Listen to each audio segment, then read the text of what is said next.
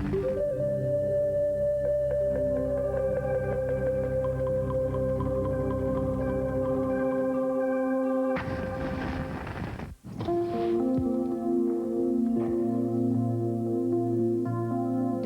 à cette émission spéciale Starmania, les uns avec les autres. Ici Philippe Fémioux. Au cours de la prochaine heure, on va explorer l'univers underground de Monopolis à travers ceux qui l'ont créé et habité. 5 versions de cet opéra rock ont été montées jusqu'à maintenant. L'histoire de Starmania, c'est non seulement une intrigue et des personnages, c'est aussi une véritable aventure qui dure depuis 15 ans avec comme personnages principaux l'auteur Luc Plamondon et le compositeur Michel Berger. En 1975, Michel Berger demande à Luc Plamondon d'écrire les textes d'un opéra rock. Il trouve que Luc Plamondon décrit très bien la violence du monde moderne. 3 ans plus tard, Starmania paraît sur disque. L'année suivante, le spectacle est présenté à Paris au Palais des Congrès. Pour créer les personnages, Luc Plamondon avoue s'être inspiré de gens connus comme l'actrice Marilyn Monroe ou encore l'ex-président Ronald Reagan. Dans cette première partie, on va s'attarder au début, à la création et au côté actuel de Starmania.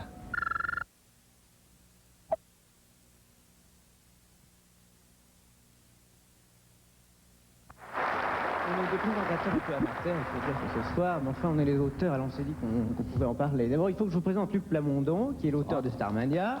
C'est un grand auteur québécois, qui a écrit pour Danny Fresne et puis pour des tas d'autres... C'est une drôle d'idée pour un compositeur français de travailler avec un auteur québécois, au fait. Non, mais la c'est pas France, une c'est le idée. pays des auteurs, quand même, non? C'est une question de talent, c'est pas une question de pays.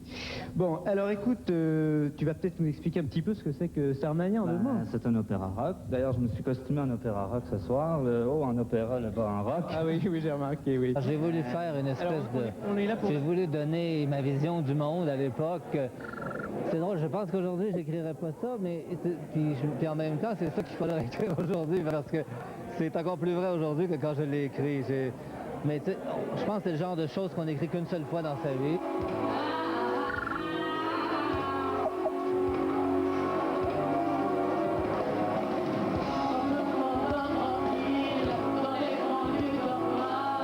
Michel Berger et moi, on disait tout le temps qu'on avait fait une bande dessinée musicale. Alors, on est là pourquoi ce soir, en fait? C'est pas vraiment pour voir Starmania? Non. Starmania, c'est un opéra rock qui sera créé sur scène au printemps prochain, à Paris. Ce sera un grand spectacle avec des décors, des costumes et tout le bazar. La première version qui avait été faite à Paris, où ma frustration avait été à moi que l'histoire n'était pas claire. Les gens ne se rendaient pas compte que Cristal mourait parce qu'elle mourait dans une foule, dans des déplacements et tout ça. Il y avait beaucoup de choses. Les gens sortaient en disant c'est un beau show, les chansons sont formidables, mais beaucoup de gens disaient on n'a rien compris à l'histoire. Et là, cette fois-ci, on sent que les gens sont complètement touchés. Il y avait une différence de dimension aussi. C'était des grands tableaux, c'était une très très grande salle, c'était tout à fait autre chose. Et moi, là, j'ai beaucoup aimé la première version aussi. Oui, il y avait des moments éblouissants. Quand on la réécoute sur disque, on se rend compte que c'était évidemment chanté d'une façon extraordinaire. Mais au bout du compte, on se rend compte qu'on est toujours tout seul au monde. Mais au bout Dans ma naïveté de l'époque, parce que j'allais dire que j'étais bien jeune, j'étais pas si jeune là, mais enfin avec Michel Berger, quand on a écrit ça, on rêvait de faire un opéra rock. On faisait le premier opéra rock en français. Et au fond de nous, on rêvait que ça fasse le tour du monde. On le disait pas trop. Mais on était un petit peu déçus quand ça s'est arrêté la première fois. Je pense que Starmania, c'est là pour tout le temps. Ça touche tous les problèmes de la société, le blues du businessman, Monopolis, la ville de l'an 2000 qui est maintenant tout près. Je pense que ça nous touche de près ou de loin. On vit ça maintenant tous les jours. Quand j'ai participé à Starmania en 81, c'était plus loin, c'était moins palpable. Là maintenant, c'est des choses qu'on vit, les côté rock'n'roll de tout ça. Donc je pense que c'est encore là pour très longtemps.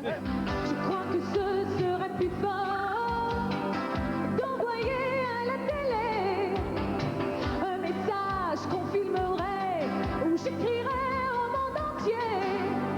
Au secours, j'ai besoin d'amour. Au secours, j'ai besoin d'amour. Le spectacle spectacle, il est même un petit peu en avance pour certaines villes. Je crois qu'il y a des villes aux États-Unis qui sont pratiquement comme ça, qui sont peut-être pas dominées par des bandes qui vivent dans les souterrains, mais qui sont dominées par les je sais pas comment ils appellent ça, les gangs. Enfin bon, c'est pareil, quoi. C'est vraiment le terrorisme des bandes style les Étoiles Noires. Je crois que c'est complètement actuel, ça. C'est l'identification du public au personnage qui est forte. Et c'est finalement le public, il croit au premier degré. Alors que j'avais l'impression d'avoir écrit quelque chose de très caricatural. J'aurais voulu être un artiste pour pouvoir faire mon numéro.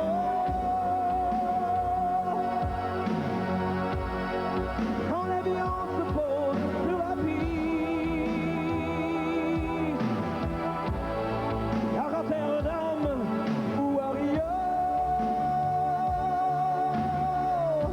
Quand j'ai su ça qu'on refaisait Starmania, j'étais vraiment content parce que je trouvais que c'était une pièce qui est vraiment actuelle. C'est, tu sais, mettons, des dictateurs et puis des révolutionnaires, c'est des bombes et tout ça, c'est ça qui se passe maintenant dans le monde, tu sais. En tout cas, moi, je crois que c'est bien de mettre l'accent, c'est le rôle des artistes, sur ce que le monde peut devenir. Et malheureusement, en 10 ans, on s'est rendu compte que le monde avait pratiquement rattrapé la vision de Luc de Starmania, et c'est pas tellement réconfortant, mais en même temps, ça prouve qu'on s'était pas trop trompé il y a 10 ans.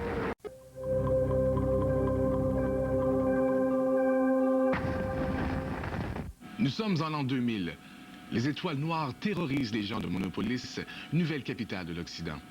Les gens vivent sous la terre, loin du soleil.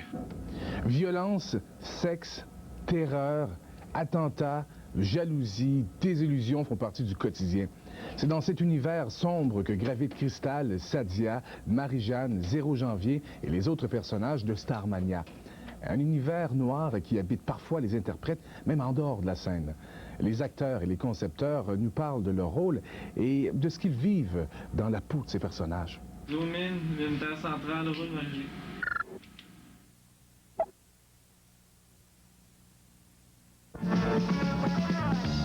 On arrive en ville, tout le monde change de trottoir. On va la viril, mais on fait peur à voir. Les gars qui se maquillent, ça fait rire les passants. Tu le vois du sang sur nos lames de rasoir. Ça fait comme une éclair dans le brouillard.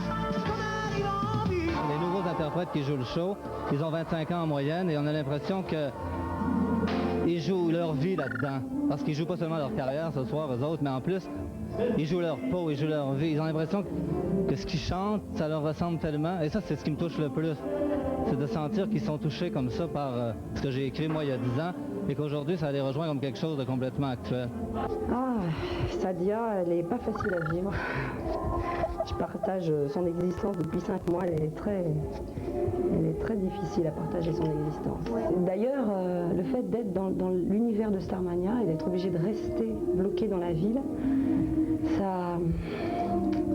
c'est bizarre, quoi. Ça nous laisse dans une ambiance comme ça, de ville de l'an 2000, de souterrain. Moi, quand je descends dans le métro, je ne le ressens plus de la même façon maintenant. Non. Et en même temps, comme je suis dans Sadia en ce moment, je me sens plus forte aussi. J'ai passé ma vie, ne rien faire que ce qu'on m'a dit. J'ai passé ma vie à étouffer mes rêves et l'envie. Je pense que, premièrement, le casting a été très bien fait. Je pense que c'est 50% du travail de bien fait. Quand le casting est bien fait, c'est sûr qu'il y a une certaine réussite déjà d'acquise. Alors, je pense dans Starmania, on a tous le physique de l'emploi ou presque. Et Luc je pense qu'il y a eu une espèce il y a eu un respect de notre personnalité. Finalement, il s'est un peu inspiré de notre personnalité pour ramener un autre Starmania. Alors que moi, quand il m'a vu, mes cheveux orange, je les avais déjà. Comme à chaque fois on change de chanteur, déjà, c'est rafraîchissant d'entendre les chansons chantées par d'autres voix. Par exemple, dans cette version-ci, Morane a repris les chansons qui avaient été créées par Fabienne et elle les chante avec une voix complètement différente et c'est très beau, c'était superbe par Fabienne et c'est superbe par Morane. c'est pas la même chose que quand on chante soi-même. Moi, il y a des chansons que j'ai chantées sur scène que j'avais plus envie de chanter au bout d'un certain moment. Mais là, quand c'est des interprètes différents, ils apportent ce qu'ils sont eux, et ça modifie formidablement l'univers. C'est vraiment bien. En même temps, c'est la même œuvre, mais c'est une nouvelle version. C'est un garçon pas comme les autres, mais moi je l'aime, c'est pas de ma faute. Même si je sais qu'il ne m'aimera jamais.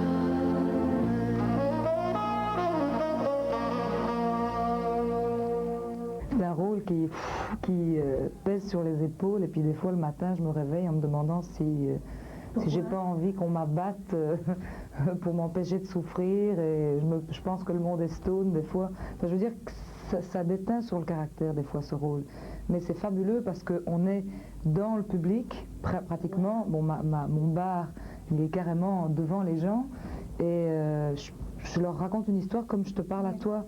Donc c'est ça qui est intéressant, c'est le contact avec les gens.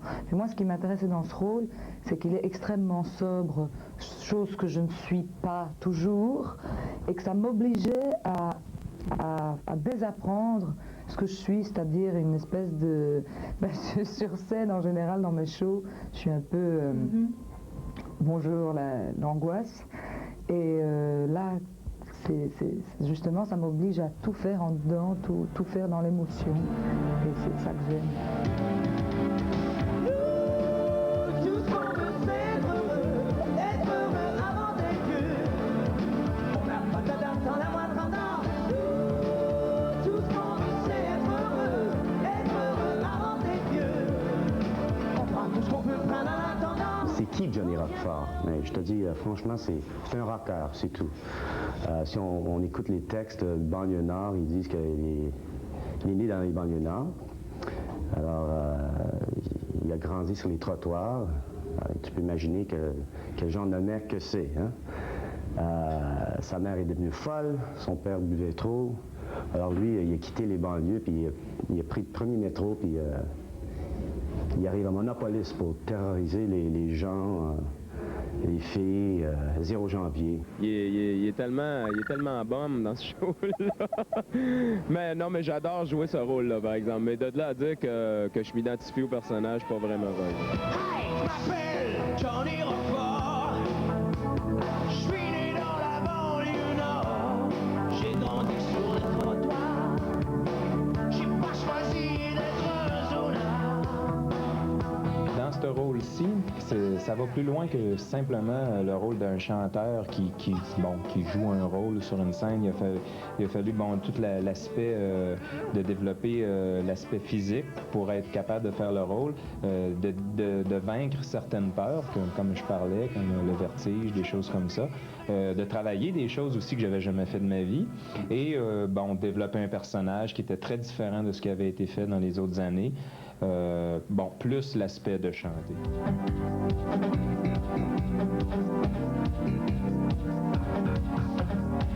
Son regard a croisé mon regard, comme un rayon laser. J'ai été projetée quelque part, ailleurs que sur la terre. Au secours, j'ai besoin d'amour. Au secours, j'ai besoin d'amour, comme la terre a besoin du soleil.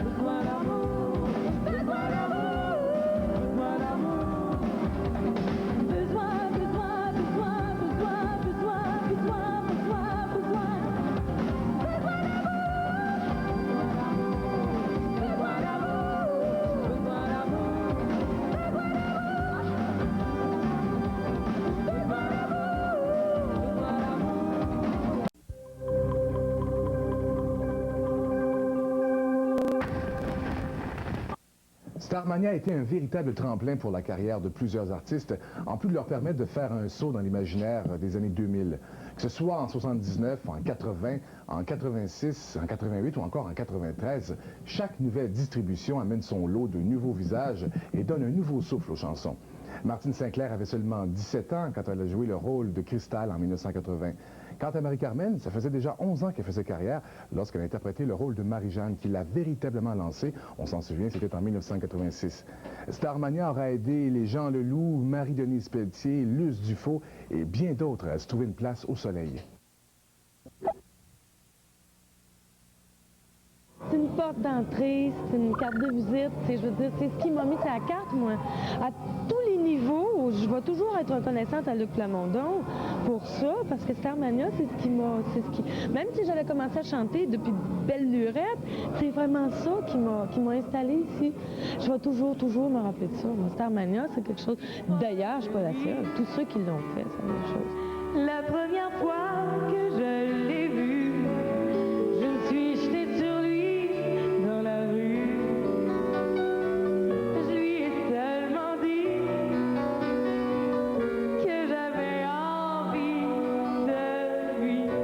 J'avais arrêté de la musique pendant un bout de temps parce que, bon, mais ça ne marchait pas. Et puis, je suis allé travailler comme éducateur, psycho-éducateur avec des délinquants. Puis, à un moment donné, en 80, j'avais entendu dire qu'il passait des auditions pour Starmania. Puis, j'ai dit, bon, mais je vais m'essayer une dernière fois. Et puis, je suis allé passer des auditions, ça a marché, puis ça a changé ma vie. Je me souviens aussi que Michel Berger et Luc Plamondon nous avaient dit que ça va changer votre vie, les gars. Ça va changer ta vie, là, ça va être super. Puis, c'est vrai, ça change plein de choses, ça donne envie de faire encore plus, quoi. C'est ça. Parce que Berger, il avait dit, quand vous allez venir à Paris, faire Starmania à Paris, ça va changer votre vie. Et en effet, ça a changé bien les affaires.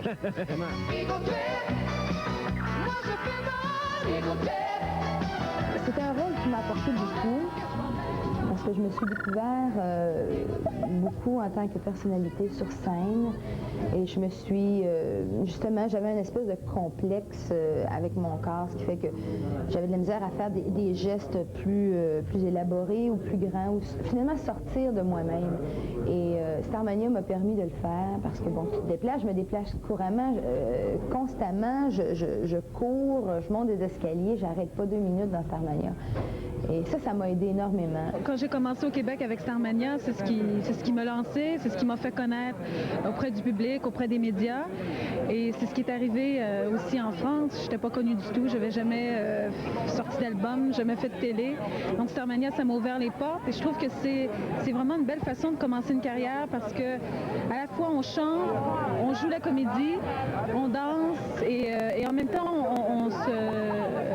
on se crée un personnage, on se trouve en quelque sorte, et je pense que ça fait évoluer une carrière assez rapidement. Maintenant, ma petite, il va falloir revendiquer ton enlèvement. Je vais rédiger dès ce soir, communiquer en allemand. Là, évidemment, avec Starmania, ça ouvre des portes, ça, c'est évident. Et puis, mais aussi maintenant, on travaille beaucoup, là, donc on n'a pas vraiment le temps de s'asseoir et de construire un album maintenant, mais je pense que l'an prochain, j'avais dans l'idée de faire un album jazz, mais là, en chantant Starmania pendant 8 mois, parce que mon rôle est rock, je pense que j'ai plus le goût de m'aligner vers le rock puis le R&B. C'est un bon tremplin pour des jeunes. C'est une histoire le fun, il y a des personnages intéressants, puis je pense que si ça peut servir continuellement à faire connaître des nouveaux talents, parce que les autres, là, ils vont chanter avec ça, c'est pas juste un soir, tu comprends, puis c'est ça. Apprendre à chanter, c'est jouer, c'est chanter tout le temps, il faut qu'il y ait l'occasion. Mais là, la foule est en délire, ça commence, je vous quitte, je veux pas manquer le début. Bye. Starmania, c'est aussi l'histoire d'une amitié profonde entre deux grands créateurs, Michel Berger et Luc Plamondon. Leur rêve, c'était que le monde entier voyage dans le temps grâce à leur œuvre futuriste. En plus d'écrire les paroles et les musiques, ils ont uni leur effort pour mettre en scène la 4e version en 1988. 2 ans plus tard, au moment où Tycoon, la version anglophone, allait être lancée, Michel Berger meurt. En 1993, Starmania remporte le trophée Victoire pour le spectacle de l'année en France. Pour Michel Berger, écrire un opéra rock était la meilleure façon de faire survivre sa musique. On va maintenant revoir quelques instants de cette grande collaboration entre Michel Berger et Luc Plamondon.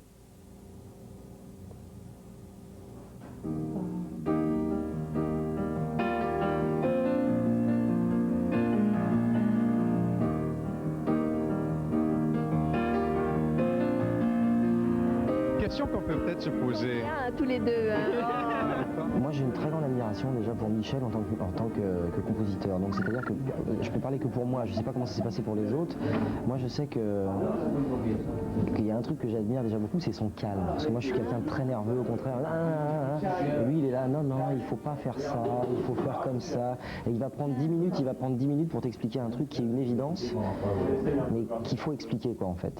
C'est pareil pour la technique, c'est pareil pour les techniciens, pour les roadies, c'est pareil pour tous ces gens-là, quoi. Il prend vraiment le temps d'expliquer les choses. Et Luc me semble un peu plus éclaté, quoi, tu vois, genre, ouais, il faut que ça soit plus rock et tout. Je crois qu'on avait envie que ça continue à vivre et puis on a envie qu'il y ait d'autres versions encore. C'est quelque chose qu'on écrit, c'est pour longtemps et pour être chanté par des gens différents et on n'a pas envie que ça s'arrête. Pourquoi je vis, pourquoi je meurs, pourquoi je crie, pourquoi je pleure. J'ai revu défiler comme dans un film nos 15 ans d'amitié et de collaboration. Ce premier coup de fil que tu m'as donné en 1975 pour me demander d'écrire un opéra rock avec toi. Le premier rendez-vous à Paris, Villa Beau Séjour en 1976. Et la première musique que tu m'as jouée pour me convaincre de travailler avec toi et sur laquelle j'ai écrit ces mots, Le monde est stone. Le monde est stone. Un soir où j'étais à court d'idées et où ton besoin de créer te tourmentait, tu t'es mis à fouiller dans mes papiers, dans mes brouillons. Tu en as extrait 8 lignes qui traînaient. On dort les uns contre les autres, on vit les uns avec les autres. Tu m'as dit, mais qu'est-ce que c'est ça? Je lui ai dit, mais c'est juste un brouillon. Une demi-heure après, la musique était faite et je finissais le texte sur le champ. Cette chanson qui allait devenir le plus gros hit de Starmania en France. Une autre fois, c'était à Montréal, dans mon appartement de l'avenue des Pins, où je t'avais mis sur le piano les paroles du blues du businessman. En les lisant, tu t'es arrêté au milieu, tu as suspendu tes mains au-dessus du clavier. Et tu as fait « J'aurais voulu être un artiste ». Pour pouvoir faire mon numéro quand l'avion se pose sur la piste à Rotterdam ou à Rio. La mélodie t'était venue en lisant le texte pour la première fois. Tu ne composais que sur l'inspiration. Jamais je ne t'ai vu travailler vraiment longtemps au piano. Tu étais une sorte de magicien. Tu voulais être le Gershwin de ton époque. Tu l'étais sans doute. Mais comme pour Gershwin, c'est plus tard qu'on comprendra.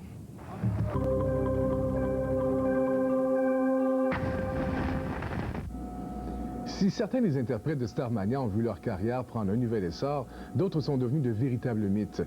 On n'a qu'à passer au chanteur français Daniel Balavoine, le premier Johnny Roquefort, mort au sommet de sa gloire dans un accident d'hélicoptère, ou encore au succès de Diane Dufresne et Claude Dubois. En fait, Starmania est en voie de devenir un mythe en soi. 1,5 million d'albums de toutes les versions francophones ont été vendus jusqu'à maintenant et plus d'1 million de personnes ont vu Starmania depuis 1979. Je suggère maintenant qu'on jette un regard sur les figures mythiques de Starmania. Michel Berger et Luc Plamondon ont fait une œuvre qui est tout à fait importante, qui d'après moi est un classique qui va rester pour des années, parce que moi je compare ça à Carmen. Je suis parti de chez ma mère, je suis revenu voir le disquaire. Il m'a engagé comme vendeur, mais maintenant je sais ce que je veux faire maintenant. Je pense que pour un Français, en France, c'est un petit peu un cadeau empoisonné de vouloir refaire le rôle de Daniel Balavoine. Je m'appelle Johnny Roquefort, je suis né dans la banlieue nord, j'ai grandi sur les trottoirs, j'ai pas choisi d'être un zonard.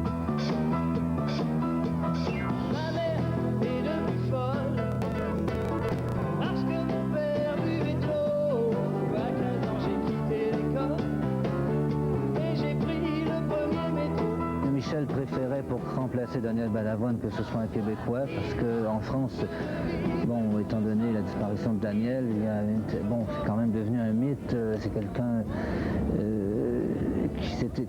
c'était extrêmement difficile de le remplacer par... c'était plus facile de le remplacer par quelqu'un qui vient d'ailleurs. Oui, ça c'est pas une coïncidence si le rôle de Balavoine et le rôle de France sont faits par les Québécois, c'est mieux parce que on fait moins de comparaisons à partir du moment où l'univers est différent, et ça c'est très bien ça. Un jour je dirai bye bye à tout ce show business, à tout ce stress, à tout ce stress, bye ma jeunesse. Moi j'ai déjà fait des comédies musicales, mais pas grosses comme celle-ci, sincèrement. C'est très spécial, puis j'adore mon rôle.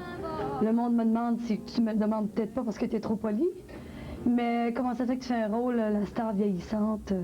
C'est extraordinaire, c'est en plein pour moi. Je dis, ça veut pas dire que je suis trop vieille et que je finis, tu sais. C'est un rôle, c'est un personnage, exact. Puis je déteste pas passer après Diane Dufresne et un tas de gens, tu vois. Il y aura toujours des styles là.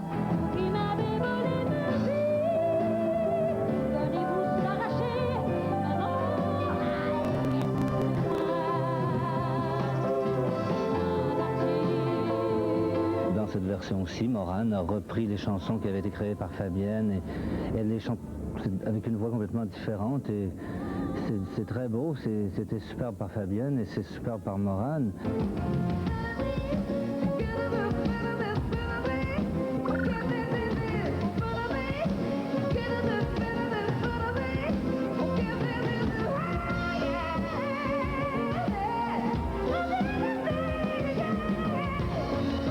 Les chansons que je chante, mais Stone pour moi c'est celle qui a plus de force, je crois, celle que j'ai le plus envie de chanter tous les soirs. Les uns contre les autres, Ziggy puis la serveuse automate, j'ai toujours du plaisir à les chanter, mais des fois je préfère chanter Ziggy que machin. Stone ça reste une chanson, c'est le final, c'est un défi aussi, c'est que j'ai pas le droit de me planter, c'est le final.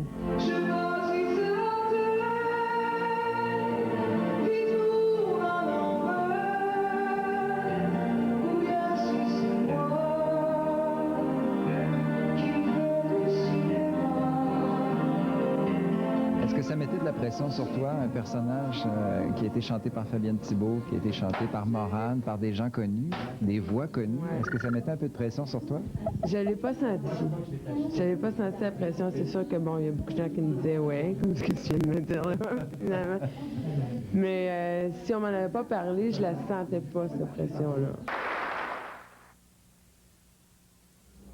L'histoire de Starmania continue de s'écrire. D'ailleurs, ce soir, à Montréal, avait lieu la grande première de ce spectacle, cette 5e édition. Les gens de Québec pourront le voir également d'ici les prochaines semaines. On parle même de Londres, de Broadway et du Japon. Il ne serait pas du tout impossible de voir non plus ce spectacle-là sur grand écran au cours des prochaines années.